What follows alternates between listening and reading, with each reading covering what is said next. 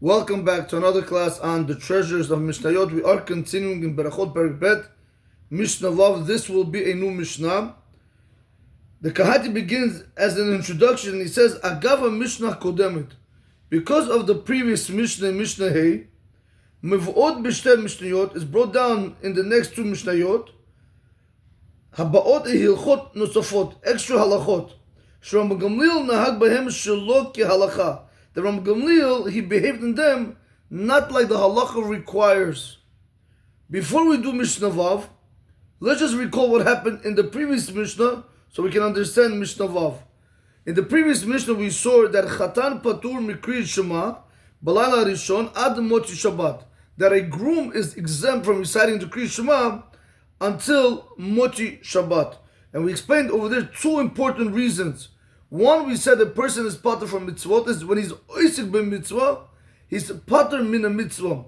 But then we also saw another concept when a person is hatarud betir shel mitzvah, one who's preoccupied with the preoccupation of a mitzvah, meaning he's thinking about doing the mitzvah. We also saw that he's patur, and it was our famous example with the groom, because you have to understand, it's very interesting. The chatan, he's going to be with his wife, let's say at 10 o'clock p.m. or midnight at night, correct? Why are you telling me that he can't start reciting Kriya Shema at 6 p.m. when the 3 stars came out? Because that's when you have to say Shema, for example. Why are you telling me that because 6 hours later that he's going to be with his wife, he's now exempt from Kriya Shema? And according to one mandamar that we saw, he's even exempt from the morning Shema. How's that possible? When the time comes to do the mitzvah, then let's just say when he's oisik ben mitzvah, when he's actually doing the act, when he's in the mitzvah, then we could say the rule, patur min a mitzvah. But if he's not even inside the mitzvah, he's only preoccupied in his mind with the coming up of doing the mitzvah. And so, Rabotai, we saw yesterday, that was the whole novelty.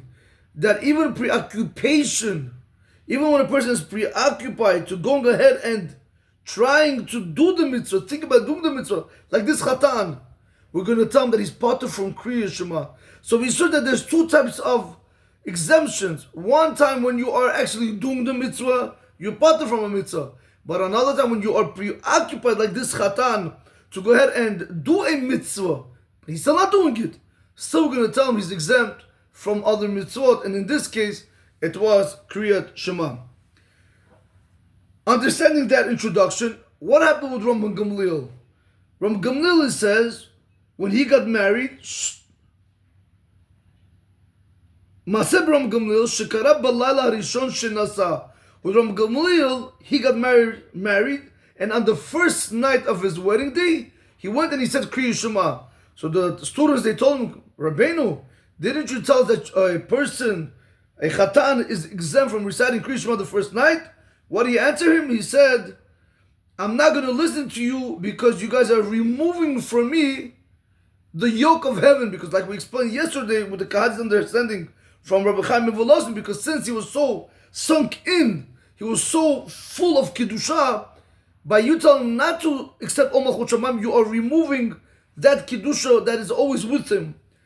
And why did he say, Afilu Shachad, even he said, even in one moment. So we see over here, that even though the halacha clearly says, and by the way, we don't follow this halacha today, because like that we don't have that same kavanah that we're supposed to have. But in any event, Rabotai, get to our Mishnah. We see in the previous Mishnah, Mishnah Hey, clearly says that a chatan patur mikriyat Shema, and came from Gamliel, and he went and he still did it, because he said, I'm not going to allow you guys to nullify the accepting of Om Malchut Shamayim even for one moment. Fine. Now this Mishnah Vav is a continuation basically from that Mishnah. Now we're going to have another Mishnah B'linata in the following class, where it's also going to speak about Ram Gamliel, where he went against the halacha. So today's Mishnah in Perek Bet Mishnah Vav begins, Rachatz balayla harishon shemeta ishto lo leinu. The previous Mishnah spoke about when Ram Gamliel got married. This Mishnah is speaking about Lo Oleinu Rabotai, when Ram Gamliel, he lost his wife. She passed away. So he says that Achaz Balayla Harishon Shemet Ishto, he took a shower on the first day when his wife died. אף על פי שההלכה היא שהאבל אסור ברחיצה במים חמים. Even though the halacha is that a mourner is forbidden for him to take a shower in hot waters, he killed Ram Gamliel al atzmo. Ram Gamliel was lenient with himself, verachatz b'mayim chamim, and he took a shower with hot waters. B'layla rishon shemet ishto lo leinu. On the first night when his wife Chas v'shalom passed away. We see clearly over here, Rabotai, there is a problem over here because why? A mourner is not allowed to take a shower, and he went ahead and he took a shower. Continues the Mishnah and he says, Amru lo talmidav. His student told him, Lo limatatanu Rabbeinu, didn't you teach us sha'avel asur lirchot, that a mourner is forbidden for him to take a shower? Velama hikalta bazeh al atzmecha. Why were you lenient with this halakha on yourself? Amar lahem, he said to them, Eni kish'ar kol adam. I am not like any other person. Shoneh ani ma'acherim. I am different from other people. Isines aini. I am, isines is another word you can say like a germaphobe, but it's a little bit more than that.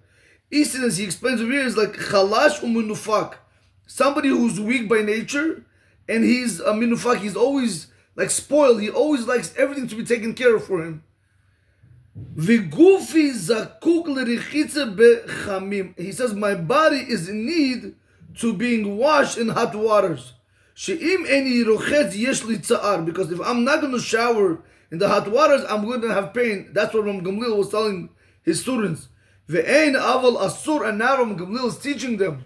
Ve'ein aval asur ela b'richitze shel ta'anug. When are we going to say the law that a mourner is forbidden for him to take a shower?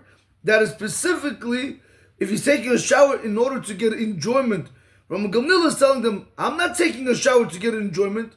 He said, I was taking a shower in order to remove discomfort from me. And that's why he was allowed to go ahead and do it.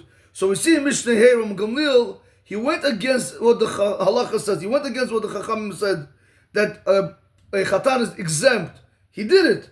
Over here also we see where he clearly said himself that a mourner is not allowed to shower in hot waters, and he went ahead and he went against that halakha and he did it. But the reason he did it was not because he wanted to have pleasure. The reason he did it was because he wanted to remove any pain and discomfort that was bothering him. That's why he went ahead even when his wife died on the first night after the death, he went and he took a shower. Everybody should have a long, long life, good brachot, good children, only nachat b'zrat Hashem. Have a great day.